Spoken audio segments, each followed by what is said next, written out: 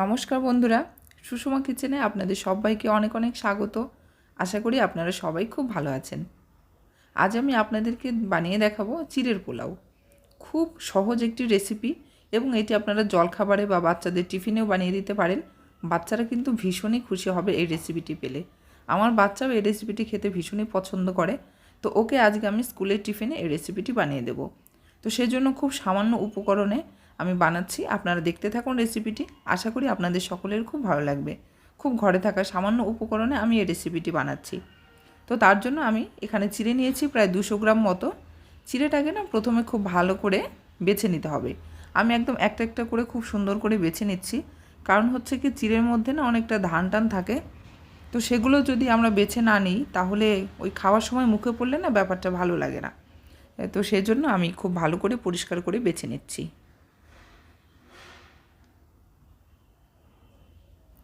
খুব কম সময়ে খুব অল্প উপকরণে আজ আমি আপনাদেরকে রেসিপিটি বানিয়ে দেখাবো। আপনারা পুরো ভিডিওটা দেখতে থাকুন। আশা করি আপনাদের সকলের খুব ভালো লাগবে। তো দেখুন আমার চিড়েটা বাছা হয়ে গেছে আর এটুকু ধানও বেরিয়েছে। এবার আমি চিড়েটাকে খুব ভালো করে ধুয়ে নেব।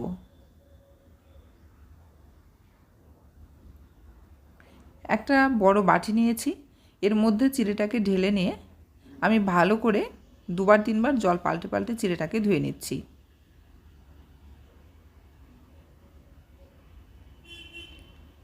ঠিক এভাবে করেই ধুতে হবে। তো দেখুন জলের ওপর দিয়ে সব ধানের খোসাগুলো ভেসে উঠছে। এভাবে ভালো করে ধুয়ে নিতে হবে।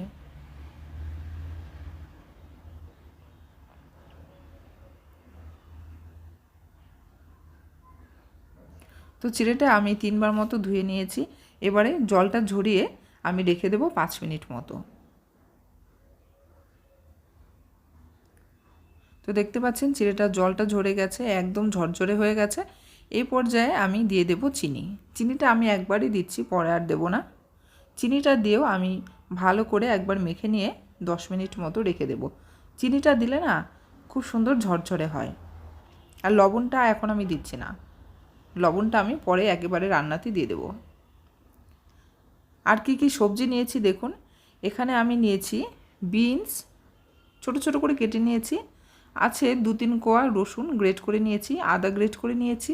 আছে পেঁয়াজ কুচি, একটা মিডিয়াম সাইজের পেঁয়াজ আমি কুচি করে নিয়েছি।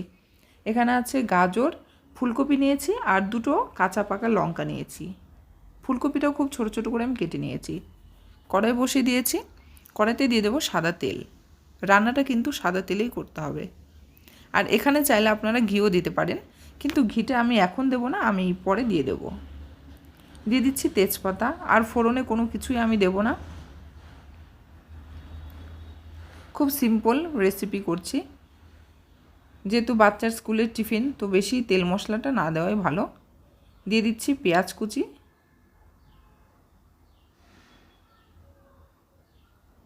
পেঁয়াজটা কিছুক্ষণ নাড়াচাড়া করে নিয়েছি। এবারে গ্রেট করা রসুন আর গ্রেট করা আদা আমি দিয়ে দিচ্ছি। আর দিয়ে দিচ্ছি লঙ্কা। খুব বেশি ঝাল হবে না, একটু মিষ্টি মিষ্টি করব। আর তাছাড়া বাচ্চার খাবার, শুধু বাচ্চারা খাবে না, আমরা সবাই খাবো। আমার হাজব্যান্ডকেও দিয়ে দেবো টিফিনে। দিয়ে দিচ্ছি একটা শুকনো লঙ্কা, আমি হাফ করে ভেঙে দিয়ে দিলাম। শুকনো লঙ্কাটা আমি আগে তেলের মধ্যে দিইনি, তার কারণ শুকনো লঙ্কাটা আগে তেলে দিলে লঙ্কাটা একটু কালো কালো হয়ে যায়। তো এখানে আমি একটু লাল লাল রাখতে চাইছি, সেজন্য পরে দিয়েছি। পেঁয়াজ রসুনটা ভালো করে নাড়াচাড়া করে নিয়ে দিয়ে দিলাম গাজর কুচি। গাজরটা আগে দিলাম, তার কারণ হচ্ছে গাজরটা সেদ্ধ হতে একটু বেশি সময় নেয়। এখানে আপনারা আরও কোনো সবজি চাইলে দিতে পারেন, কিন্তু আমি এটুকুই দিচ্ছি। আর আলুটাও দিলাম না। এখানে আমি ফুলকপি আর বিনসটাও দিয়ে দিলাম। আপনারা চাইলে এখানে আলু কুচি করে দিয়ে দিতে পারেন। কাজু কিশমিশ চাইলে দিতে পারেন, আমি আজকে কাজু কিশমিশ কিছুই দিচ্ছি না। তো সবজিগুলো কিছুক্ষণ নাড়াচাড়া করার পরে আমি দিয়ে দিলাম স্বাদমতো লবণ আর হলুদ। এবার আমি সবজিটাকে প্রায় 10 মিনিট মতো ভালো করে ভেজে একেবারে 90% মতো সেদ্ধ করে নেব। খুব বেশি গলে গেলে কিন্তু সবজিগুলো ভালো লাগবে না, 90% মতো করলেই হয়ে যাবে। তো সবজিটা একদম সুন্দর ভাজা হয়ে গেছে, 10 মিনিট হয়ে গেছে। এবার আমি চিড়েটা দিয়ে দিচ্ছি। না, পুরো চিড়েটা কিন্তু আমি একবারে দেবো না, আমি অর্ধেকটা দিচ্ছি। অর্ধেকটা দিয়ে আমি নাড়াচাড়া করে নিয়ে বাকি অর্ধেকটা পরে দিয়ে দেবো। এভাবে করলে কিন্তু চিড়েটা খুব সুন্দর ঝরঝরে হবে আর ভেঙেও যাবে না। দেখতে পাচ্ছেন কতটা সুন্দর ঝরঝরে হয়েছে, একটার সাথে আরেকটা কিন্তু লেগেও যাচ্ছে না। এবার আমি বাকি চিড়েটা দিয়ে দিচ্ছি। চিড়েটা খুব সুন্দর করে মেশানো হয়ে গেলে সবশেষে আমি ঘি দিয়ে নামিয়ে নেব। কারণ হচ্ছে চিড়েটা খুব বেশি ভাজলে কিন্তু শক্ত হয়ে যাবে, সেক্ষেত্রে খেতে অতটা ভালো লাগবে না। চিড়েটা যাতে শক্ত না হয় সেরকম করেই নামাতে হবে। তো দেখতে পাচ্ছেন খুব ভালো করে আমি মিশিয়ে নিয়েছি, খুব সুন্দর ঝরঝরে হয়ে গেছে।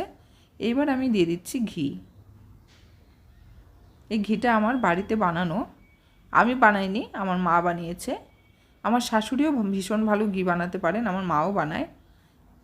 এরপরে যখন আমি গ্রামের বাড়িতে যাব আমি আপনাদের সাথে এই ঘিয়ের ব্যাপারটা শেয়ার করব, মানে বাড়িতে কি করে খুব সহজে ঘি বানানো যায়। আর বাড়িতে বানানো ঘিয়ের স্বাদই আলাদা হয়। তো হয়ে গেছে আমার আজকের রেসিপি, ঘি দিয়ে খুব সুন্দর করে একেবারে মিশিয়ে নিয়েছি। এবার আমি সার্ভ করে নেব। আমার আজকের রেসিপি যদি আপনাদের ভালো লেগে থাকে অবশ্যই কিন্তু লাইক করবেন এবং কমেন্টে জানাবেন কেমন হয়েছে। আর আমার চ্যানেলটি অবশ্যই সাবস্ক্রাইব করে রাখবেন, যাতে আমি যখনই কোনো রেসিপি দিই আপনারা সবাই সবার আগে পেয়ে যান। তো আজকের রেসিপি আমি এখানে শেষ করছি, ফিরে আসছি আরও একটি নতুন ভিডিও নিয়ে। ততদিন আপনারা সকলেই ভালো থাকুন, সুস্থ থাকুন এবং অবশ্যই আমার সঙ্গে থাকুন চ্যানেলটি সাবস্ক্রাইব করে।